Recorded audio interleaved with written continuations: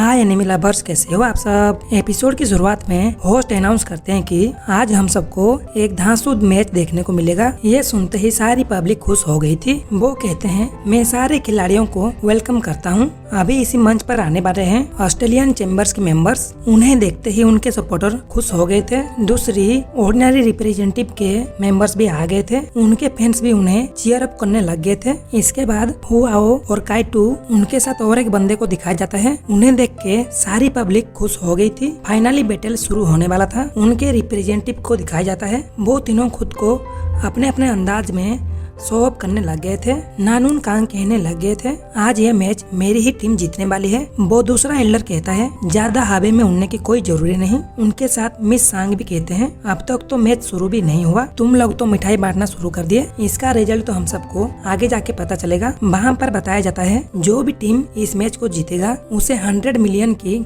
Grand prize मिलने वाली है, वो भी गोल्ड की। प्राइज के बारे में सुनते ही सारी जनता शौक हो गए थे। फेंगू हान हैंग टीम में एक लड़की जो कि ड्रैगन गर्ल के नाम में जाने जाती है। काइटो पूछता है क्या वो लड़की सच में एक ड्रैगन गर्ल है। हु आओ कहता है ये लड़की हाफ ह्यूमन और हाफ क्रिएचर है जो काफी ज्यादा स्ट्रॉन्ग मानी जाती है। इसकी बॉडी के अंदर ड्रैगन की एसेंस भी है। ये लड़की आगे चल के सोल मास्टर को प्रैक्टिस करके जारी रखेगी। ये एक मास्टर स्पिरिट में इवॉल्व हो जाएगी जिसमें वो अपनी ब्लड लाइन को ओपन करके वो पहुंच जाएगी 9th रिंग तक, जो इसका बहुत ही बड़ा अचीवमेंट होगा। मुझे तो लग रहा है ये ड्रैगन गर्ल सच में पावरफुल होगी। फिर ह्यू आओ बताता है Australian chambers of commerce sun and moon के साथ मिलके उन्हें पीछे से कवर कर रही है। Water absorption alliance imperial family के आसपास हो गए और वो ऑर्डिनरी एलायंस मुझे लग रहा है वो तो मिंगू से बिलोंग करती होगी। वहाँ पर सारे एल्डर्स मैच को लेकर सीरियस हो गए थे। वो तो चाहते थे जल्दी जल्दी मैच को खत्म करके अपने अपने घर वापस चले जाए, क्योंकि उनको भी पता था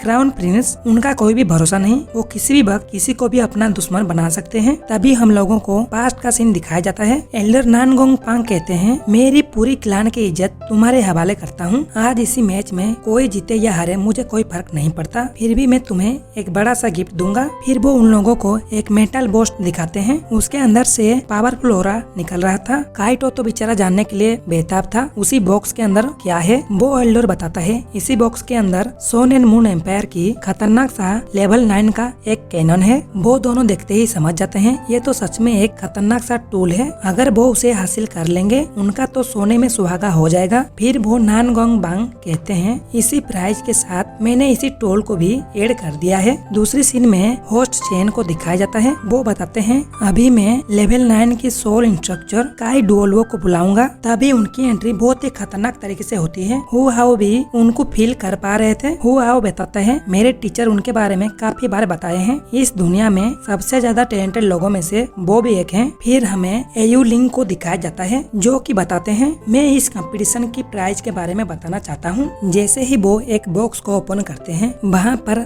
2 पावर जाके एक दूसरे के साथ मर्ज हो गए थे। सारे लोग उसे हैरान होके देखने लगे। वो कहते हैं ये एक लेवल 9 का सोल गाइडेंस इंस्ट्रूमेंट्स है, इसको मैंने ही बनाया है। इसी काम में सन एंड मून एम्पायर का भी हाथ था, वही है बस इसे होल्ड कर पाएगी। वो कैनन सच में एक तबाही लग रहा था। तभी हमें पास्ट का सीन दिखाया जाता है। वो एल्डर और प्रिंस डिस्कस कर रहे थे। क्राउन प्रिंस कहता है वो लड़का अपना आइडेंटिटी छुपा के वहाँ पर पार्टिसिपेट कर रहा होगा, उसका नाम हु हाओ है। वो असल में एक तांग सेक्ट का मेंबर है। वो सच में एक चालाक और टैलेंटेड पर्सन है जिसका कोई जवाब नहीं। वो हमारे नाक में उंगली करना नहीं छोड़ रहा है। मैं चाहता हूँ तुम्हें जैसे ही मौका मिले तुम उसे खत्म कर दो। वर्तमान वो हु हाओ को देख रहे थे। फिर वो बताने लग गए थे जब ये कैनन स्ट्राइक करता है इसका रेंज 1600 मीटर से 30 किलोमीटर तक बढ़ जाती है। उसके बाद इसी कैनन का एक स्ट्राइक दिखाया जाता है जो सच में बहुत ही भयंकर था, जो कि एक शहर को उड़ाने के लिए काफी होगा। फिर वो कहते हैं इसी कंपटीशन को स्टार्ट किया जाए। तुम लोगों को बस 3 घंटे ही मिलेंगे। तुम लोगों को 3 घंटे के अंदर ही अपना सोल टूल बनाना होगा। सारे लड़के अपना अपना काम शुरू कर दिए थे। वहाँ पर हर कोई अपना अपना बेस्ट देने के लिए ट्राई करने लगे। सबके ऊपर वहाँ पर टाइम का प्रेशर बना रहा था। वहाँ पर हर कोई टेंशन में लग रहे थे, लेकिन उसी एल्डर का नजर हु हाओ के ऊपर ही था। और तो और नानगोंग बांग की नजर चारों तरफ को गड़ाए बैठे थे। कौन क्या क्या करने लगा सबके ऊपर। दूसरे सीन में ऑरेंज और क्राउन प्रिंस एक दोनों के साथ खड़े हुए थे। वो प्रिंस कहते हैं ऑरेंज तुम क्या वहाँ पर नहीं जाना चाहोगी उसी अंडरग्राउंड मैच को देखने के लिए? तुम भी तो एक सोल इंजीनियर हो। ऑरेंज कहती है मैं आपको छोड़कर कहीं नहीं नहीं जाने वाली, मैं तो बस तुम्हारे साथ ही रहूंगी। वो क्राउन प्रिंस रोमांटिक होते हुए कहता है, मैं जब भी तुम्हारे साथ टाइम स्पेंड करता हूँ मुझे बहुत ही अच्छा लगता है। वहीं पर आसमान को दिखाया जाता है जो कि काले बादल से ढक गया था। वहाँ पर सारे सिपाही भी अलर्ट सी हो गए थे,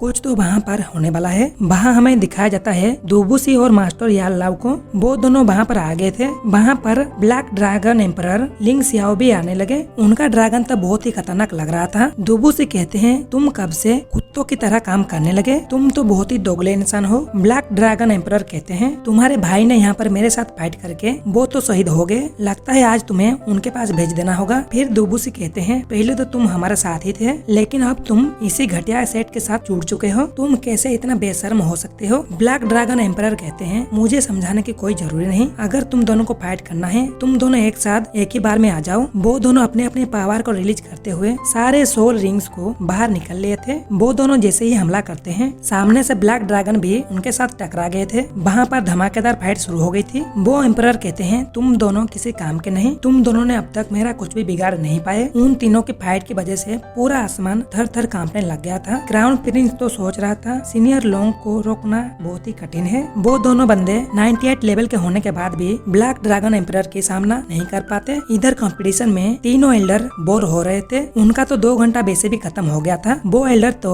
हुआओ के ऊपर नजर गड़ाए बैठी थी एक सास की तरह। वो तो सोच रहे थे ये लड़का काफी स्लो है, पता नहीं उस प्रिंस को ये बंदा कैसे टैलेंटेड लगने लगा। तभी हमें दिखाया जाता है हुआओ की बॉडी से कुछ न कुछ तो निकल के जा रहा था। फिर हमें बाहर देखते हैं, बाहर हुआओ की बॉडी का क्लोन बन चुकी थी। वान डंगर तो हुआओ की क्लोन को देख के खुश होने लगी, वो तो उसे टच करके देखने लगी थी, लेकिन वो सच में ही एक क्लोन ही था। वो सारे तेजी के साथ जा रहे थे जहाँ पर सारा का सारा कीमती मटेरियल स्टोर करके रखा गया था। वो सब सावधानी के साथ छुपते छुपाते आगे को बढ़ रहे थे। फाइनली वो सब उसी बियर हाउस के पास पहुँच गए थे। वहाँ पर मेन गेट के सामने काफी सारे सिपाही तैनात किए गए थे। वहाँ पर उन लोगों के लीडर को भी दिखाया जाता है जो कि एक गार्ड को बुला के कहते हैं, तुम जाके दूसरा काम देखो, मैं यहाँ का काम संभाल लूंगा। वो बंदा तो जाने ही वाला था। वो एल्डर उसे रोक के पूछने लगे। वो गार्ड उन्हीं के कान में कुछ तो बात कहता है। वो एल्डर भी उसी बात को रिपीट कर रहा था। हुआओ उन्हें गौर से देख रहा था। फिर वो एल्डर बेयर हाउस के अंदर चले गए थे। हुआओ कहता है, वो एल्डर सारे गार्ड को यहाँ से हटा रहा है, लगता है यहाँ पर चोरी होने वाला है, ये हमारे लिए बहुत ही अच्छा मौका बन जाएगा। क्यूआर तुम पहले आगे आगे चले जाओ। बांग क्यूआर भी ऑर्डर पाते ही आगे चली गई थी। इधर मिस्टर लो खुद का प्लान बना रहा था, मैं तो इसी जगह का रखवाली कर रहा था, लेकिन यहाँ पर कोई एनिमी आके हम लोगों के ऊपर हमला कर दिए। उन लोगों के साथ हमारी ब्लडी बैटल हुई थी जिसमें हम सब मरते मरते बचे। फिर वो चोर अंदर जाके सारे ट्रेजर को चुरा के ले गया। तभी उनका सीना किसी ने पीछे से चीर सा दिया था। वो तो हमारी बांग क्यूआर ही थी। वो उन्हें कहती है, तुम्हारा प्लान तो अच्छा है, लेकिन काम में लगाएंगे ना तब तो अच्छा लगेगा।